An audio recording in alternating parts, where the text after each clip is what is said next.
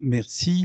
Donc, je vais essayer de vous parler du réseau de suivi des enfants vulnérables qui s'appelle Cocon. Alors, Cocon, pourquoi Cocon? Parcours de soins précoces et coordonnés du nouveau-né vulnérable. Et puis, Cocon, ça enveloppe l'enfant. On a beaucoup parlé des mamans et donc là, on va parler un petit peu des enfants. Alors, on va faire un petit rappel du contexte. Il y a un décalage de la mise en place de ce réseau de suivi des enfants vulnérables, en partie lié à la régionalisation et la fusion des trois anciens réseaux, ce qui a fait perdre pas mal de temps. Et puis, il y a eu une demande ministérielle, et on verra un petit peu plus loin, d'une harmonisation avec le suivi de la région Occitanie, elle aussi fusion de régions, et de la région PACA. Donc, ce projet Cocon, que j'ai du mal à appeler parcours Cocon parce que ça fait 5 ans qu'on parle du projet Cocon et qui est maintenant devenu un parcours puisque les enfants sont, on le verra plus tard, heu, sont maintenant, commencent à être, inscrits et pris en charge. Et donc, il a fallu, mettre en place des outils communs aux 3 régions, afin d'assurer ce parcours. Alors, de façon parallèle et ça aussi, ça a un petit peu retardé et les choses sont pas encore complètement, congruentes et le seront peut-être pas dans tous les territoires de la même façon. Il y a une partie qui est une harmonisation de la prise en charge avec la mise en place dans tous les départements, des plateformes de coordination et d'orientation, pour les troubles du neurodéveloppement. Et donc il y a à trouver des articulations entre les 2 systèmes. Le suivi des nouveaux vulnérables, il fait partie du cahier des charges de tous les réseaux, de la Fédération française des réseaux en santé périnatale, heu et il se doit de produire un certain nombre d'indicateurs pour être sûr que, ben, avec une certaine évaluation des résultats. Alors, on a toujours dans le contexte et l'historique, on s'appuie beaucoup, il y a une grande partie de tous ces nouveaux dispositifs, qui vient, de la production par la HAS, en association avec la Société française de néonates, des recommandations sur les troubles du neurodéveloppement. Donc cette recommandation, elle date du mois de février, 2020 et ils sont définis les troubles du neurodéveloppement, qui nous intéressent. Handicap intellectuel, troubles de communication, les TSA, les troubles des apprentissages, de la lecture, les troubles moteurs, les déficits de l'attention et puis les autres TND et par exemple, c'est cité en tant que tel, TND associés à une exposition prénatale à l'alcool. Dans ce même, document, sont également listés les différents, outils, qui doivent conduire et qui permettent de conduire à l'évaluation d'un TND. Avec à la fois des éléments de l'évaluation globale, avec des tests comme le test ASCII qui maintenant est bien développé en néonatologie, où c'est un interrogatoire qu'on donne aux parents, que les familles remplissent et qui permet de faire une partie de dépistage. Et puis toutes les évaluations par sous-domaine, donc le langage avec le RTL4, les TSA avec le MCHAT, et ces outils validés par la HAS, validés par une littérature scientifique, heu, vont être utilisés et intégrés dans les outils de suivi, qu'on va avoir à disposition en fonction de l'âge de l'enfant. Et puis toujours dans ces recommandations, HAS, sont définis également les professionnels de santé concernés, par le suivi en fonction des différents, éléments du trouble du neurodéveloppement. Bah, troubles du tonus sont listés, les kinésithérapeutes, les ergothérapeutes, les psychomotriciens, troubles de l'oralité, évidemment les orthophonistes, orthopsie pour les troubles visuels, etc. Hein, je passe rapidement. Et il est précisé que ces orientations se feront en fonction de l'âge de l'enfant et aussi en fonction du maillage territorial. Parce que évidemment, il n'y a pas d'orthophonistes habitués à l'enfant sur l'ensemble du territoire de la Nouvelle-Aquitaine et en particulier dans des zones rurales un peu difficiles d'accès. Alors, dans ce donc sont définis les troubles du neurodéveloppement, mais sont également définis dans ce document de l'HAS les vulnérabilités néonatales. Et donc, ces facteurs de risque périnatal de déficience ou de handicap sont listés dans ces recommandations. Prématurité, retard de croissance, on va le revoir, hémorragie cérébrale, et puis exposition aux toxiques.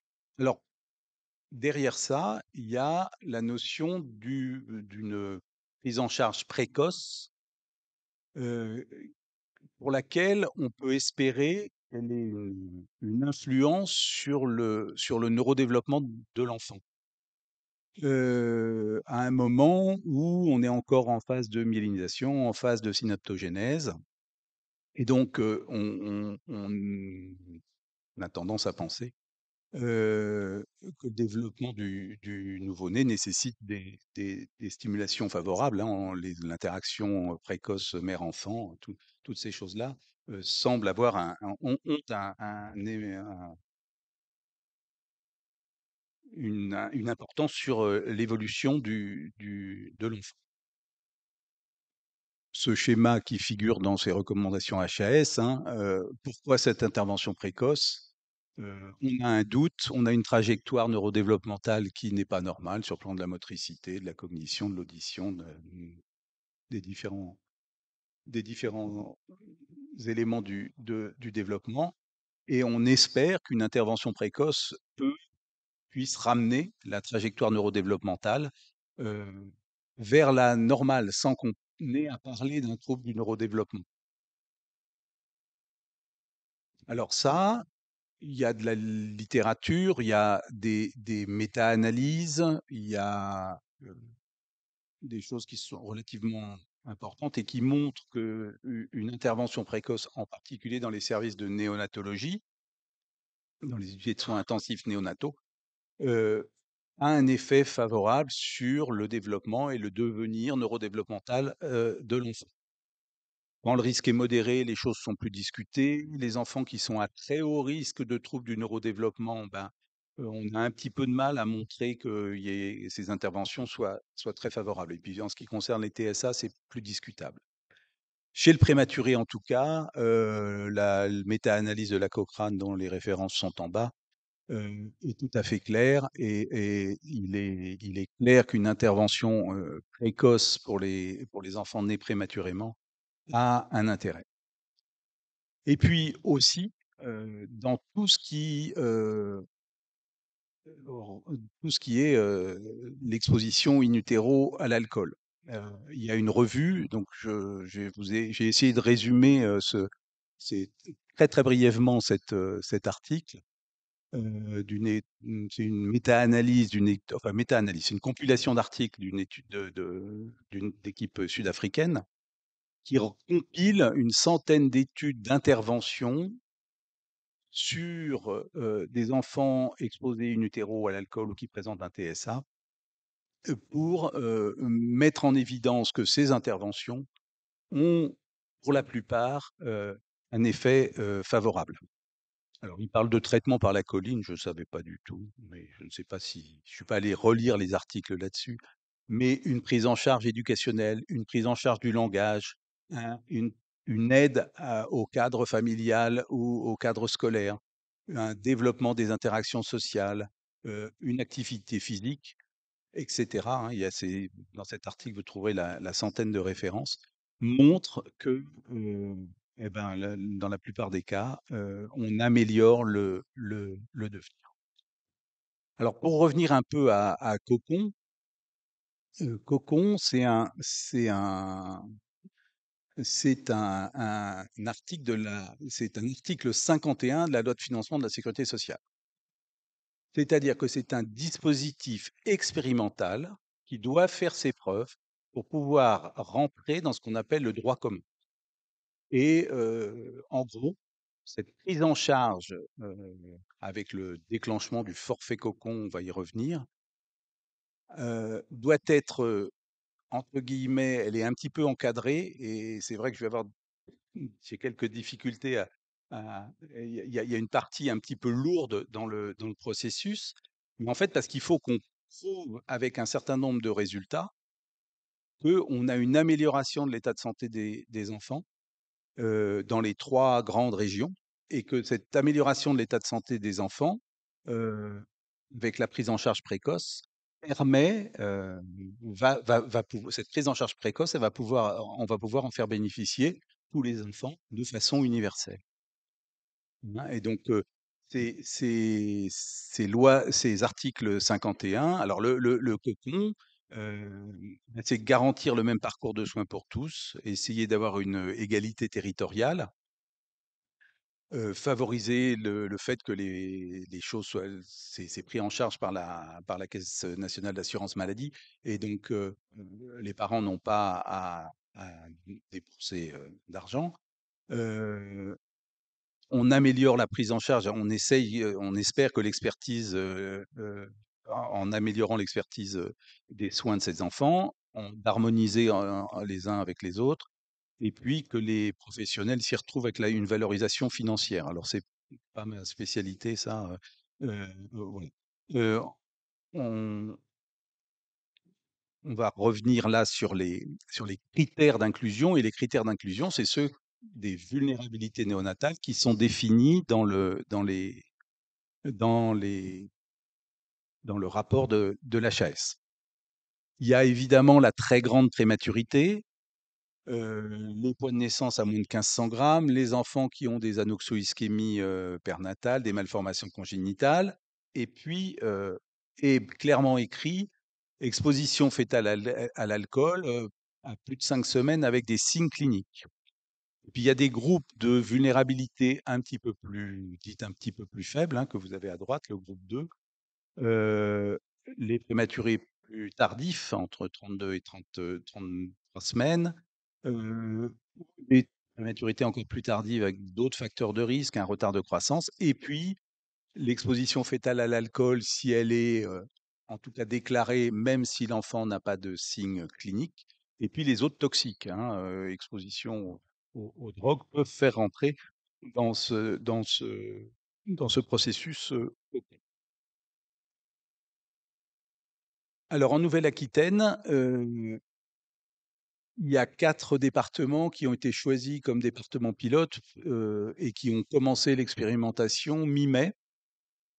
Les Charentes, la Gironde, les Pyrénées-Atlantiques et la Haute-Vienne.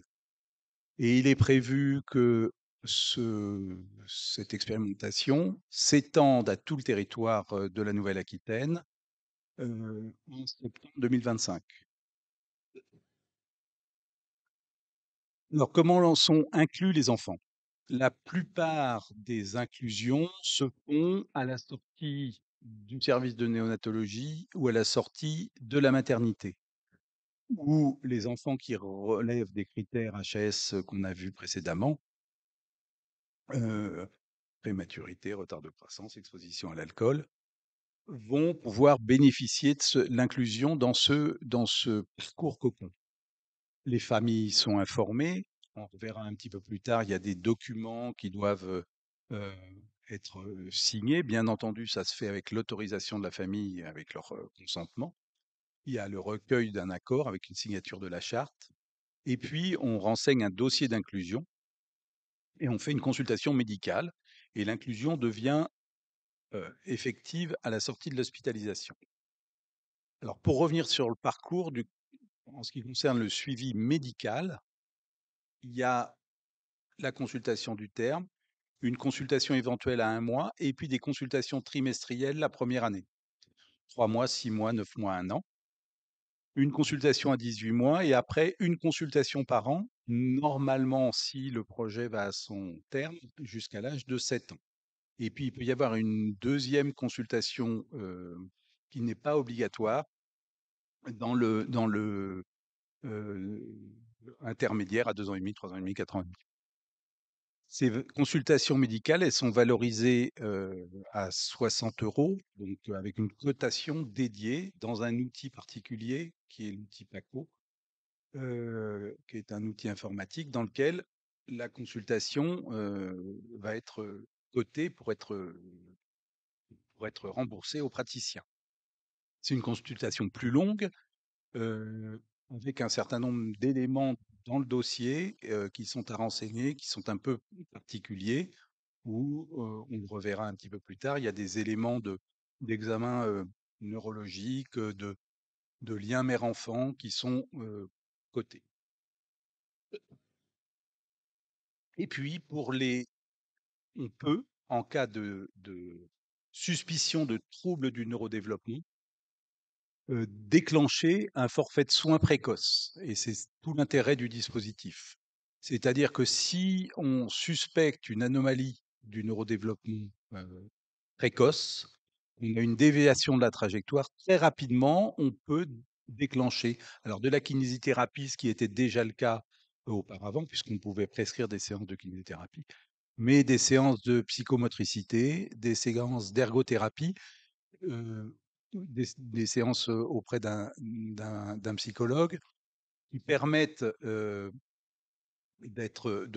qui sont rapidement mises en place. Le praticien, lui aussi utilisant le même outil, va pouvoir, faire des séances, itératives, avec, un forfait un peu particulier, substitutif au droit commun, qui comprend le bilan et les séances pendant 1 an, donc et qui est renouvelable. Et puis pour les enfants plus grands, donc ils ne sont pas encore, rentrés puisque ça a commencé, récemment, c'est un peu les mêmes praticiens avec, orthoptiste, psychologue, orthophoniste, psychomotricien et ergothérapeute.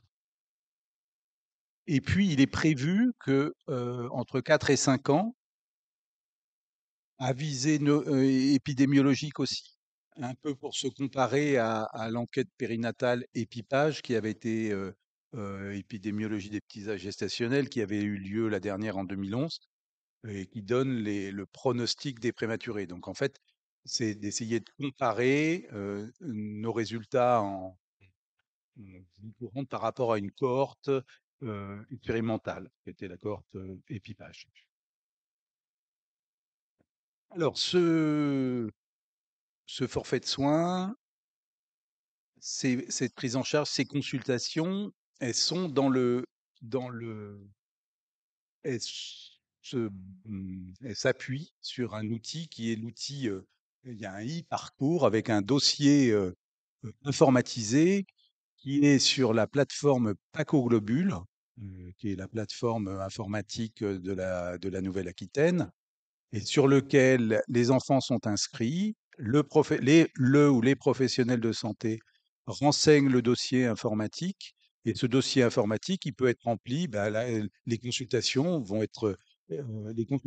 et les prises en charge sont sur ce dossier, informatique. Et puis il y a un retour vers la coordination du réseau qui assure une partie de la du règlement de la facturation, hein, heu qui fait un retour vers les professionnels qui ont, déclenché un forfait de soins.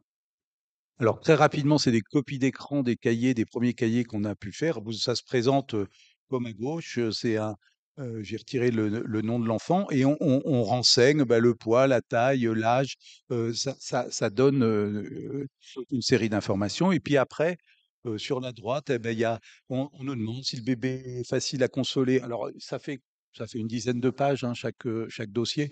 Ça prend 10 minutes à remplir, donc c'est un temps supplémentaire à la fin de la consultation, indiscutablement, mais c'est relativement, ergonomique.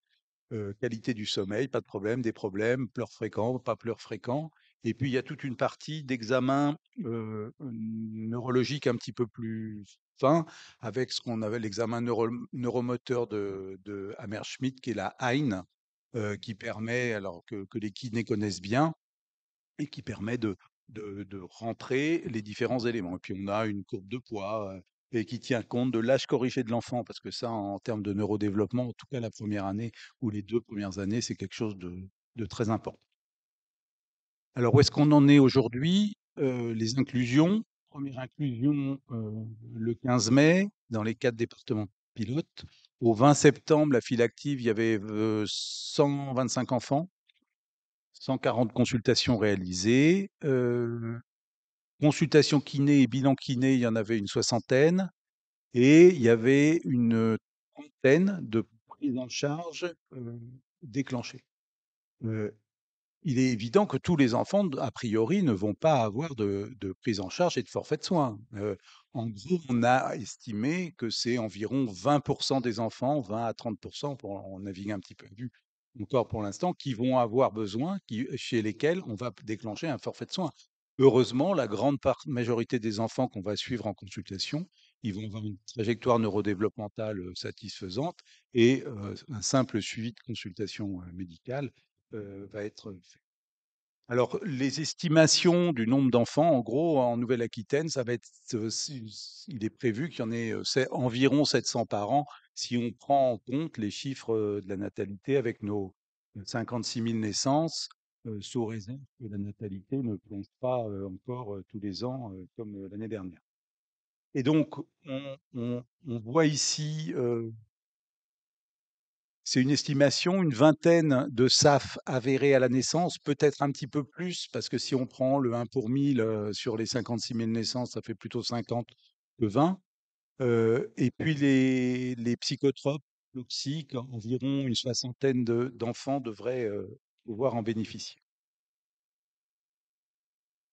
Cette dia pour parler un petit peu de l'articulation avec les PCO et l'état actuel des choses. Donc, a priori suivi médical cocon, déviation de la trajectoire au milieu, on déclenche le forfait et le suivi médical, amélioration, on poursuit cocon, pas d'amélioration, dégradation, l'enfant est adressé vers la PCO, vers un CAMS. Le cocon n'a pas vocation à prendre en charge un enfant qui a une prise en charge lourde ou très spécifique.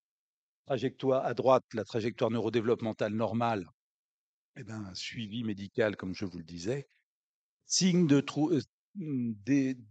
déclenchement, mise en évidence au MCHAT d'une suspicion de TSA ou d'un autre trouble du neurodéveloppement, en relation avec la PCO et probablement de façon un peu différente suivant les territoires, ou alors directement au CAMS, là encore en fonction des organisations déjà existantes, diagnostic de TND ou pas diagnostic de TND, si diagnostic de TND, prise en charge spécifique.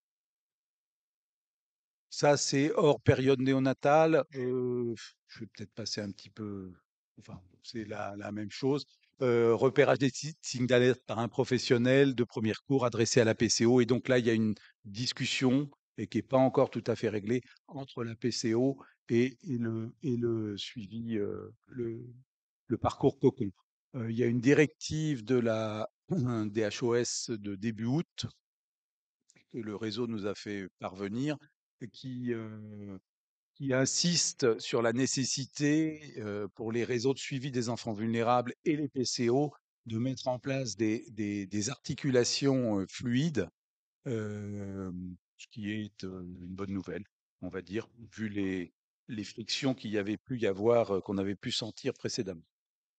Alors, au moment, il y a ces flyers, je ne sais pas s'ils sont sur la table dans le hall. Il y a des documents qui sont à remplir pour les parents, une lettre d'information de la CNAM, la lettre d'information du RPNA, la charte d'engagement, le flyer, et puis deuxième, ceci pour les professionnels doivent conventionner avec le réseau, conventionner avec la CNAM, signer la charte de participation, et puis les libéraux doivent fournir un RIB. Donc vous avez l'adresse du RPNA en bas. qui reprend tout ça. Alors, le processus de facturation, bah, ça qui est plutôt géré par le réseau. Heu, le Les consultations sont notées par le RPNA, c'est envoyé à la CNAM et qui reverse au RPNA qui ensuite paye le professionnel. Et puis pour terminer, devant la mise en place de ces éléments, sont organisés par le réseau des modules de formation pour les professionnels pour remplir les dossiers et faire l'examen, neuromoteur, et les différents petits sous-chapitres, du dossier, qui font 1 h 30 à 2 heures, qui sont organisés le midi ou le soir par visio. Il suffit de s'inscrire. Il y en a un qui est sur la présentation du parcours Cocon et la prise en main de l'outil, un sur, l'oralité, un sur l'examen plutôt neurologique, avec la présentation de l'examen de la Haine, et de la motricité du tout petit, un sur les interactions précoces, et puis un sur exploration du jeu et régulation. Actuellement, il y a 302 professionnels qui ont conventionné. Il y a eu 200 professionnels formés, pour 21 sessions de ces éléments que je vous ai présentés précédemment. Et puis, il y a un module sur le développement du 1-3 ans qui va être rapidement disponible. Voilà, j'en ai terminé. Ça, c'est l'équipe médicale du RPNA avec Muriel Rébola qui nous coordonne et nous dirige tous. Donc vous avez l'adresse là qui est à Bordeaux, qui est quasiment à 100% sur ce projet maintenant. Et puis les autres médecins qui sont derrière. Et puis l'équipe, la partie du RPNA, bien sûr, il y a Annie Campagne qui est la coordinatrice médicale, qui est là, mais c'est Stéphanie de Bortoli qui est la chef de projet. Et puis il y a les infirmières puéricultrices, Claude Muret et Mireille Jacquemont, là, qui sont dans la salle normalement, euh, à- qui nous aident à renseigner ces dossiers et à coordonner ce- ça pour l'instant. Voilà, je vous remercie.